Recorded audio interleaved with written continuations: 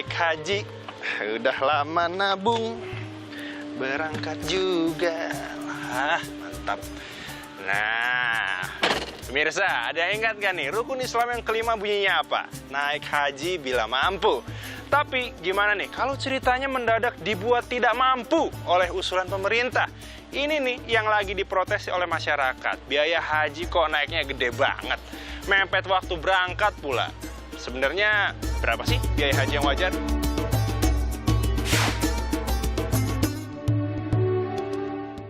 Nah, kita bedah nih sumber kecemasan dan kekecewaan masyarakat. Tahun 2022 kemarin, Kementerian Agama menetapkan biaya haji saat itu 39,89 juta rupiah. Artinya, jamaah menambahkan sisa uang mereka sebesar 15 juta rupiah dari 25 juta rupiah yang sudah mereka tabung. Tahun ini, Menteri Agama Yakut Khalil Qomas mengumumkan biaya haji sebesar 69 juta rupiah. Jauh lebih tinggi dari tahun lalu. Artinya, jamaah harus menambahkan sisa uang pendaftaran sebesar 44 juta rupiah agar bisa ke Tanah Suci. Pak, lanjut, kita berangkat. Naiknya 69 juta. Duit dari mana? Jadi berangkat nggak ya naik haji?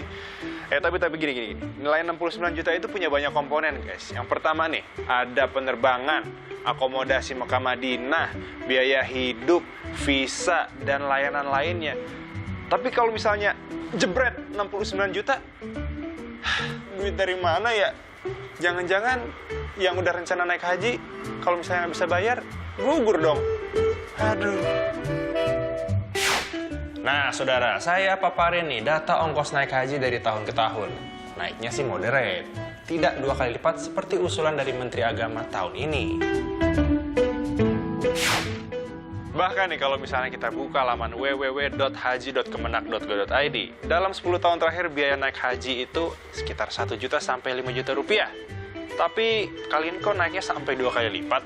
Nah, memang naik haji itu ada subsidinya, saudara. Tapi subsidi itu juga datang dari hasil pengembangan dana haji milik masyarakat kok. Nih, KPK, Menko Kesra, tolong dong minta usulan Menteri Agama kali ini dikaji ulang. Jadi, berapa sih biaya wajar untuk naik haji? Login Fridianto, Heri Ardi, Business Talk.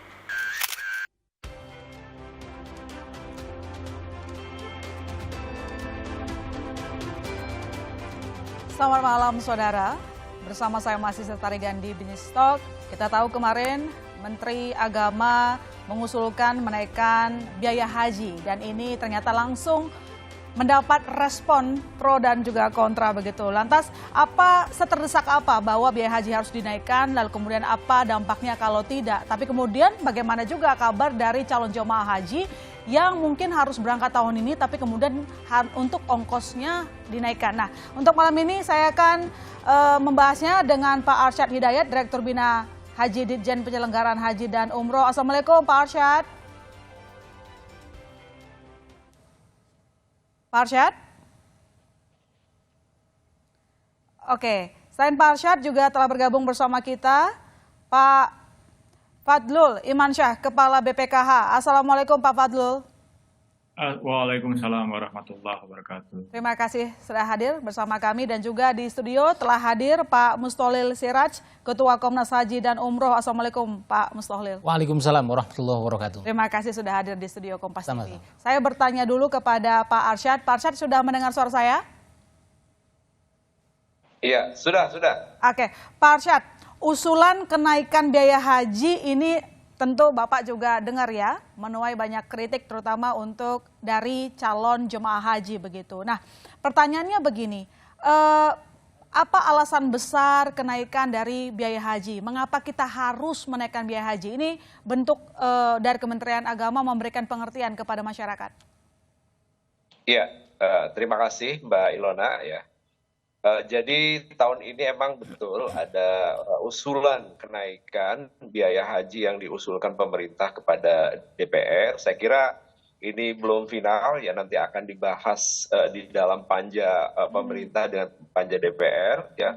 Mudah-mudahan mungkin pertengahan bulan Februari nanti sudah ada kesepakatan terkait dengan besaran tersebut ya. Ada beberapa hal saya kira yang mempengaruhi terkait dengan kenaikan biaya haji pada tahun ini ya. Nah, saya perlu mungkin sebelum masuk ke sana, saya perlu membedakan terlebih dahulu ya. Sebab biaya haji ini naik sebesar 514.000 ya. Tahun lalu 98.300.000, tahun ini 98.800.000 ya.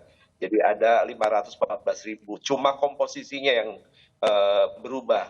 Tahun lalu jamaah hanya membayar 40% dari total pembiayaan, sementara sisanya atau 60% diambilkan dari nilai manfaat ya. Nah tahun ini jamaah memang dibebani 70% dari total pembiayaan, sementara 30% itu dari nilai manfaat ya.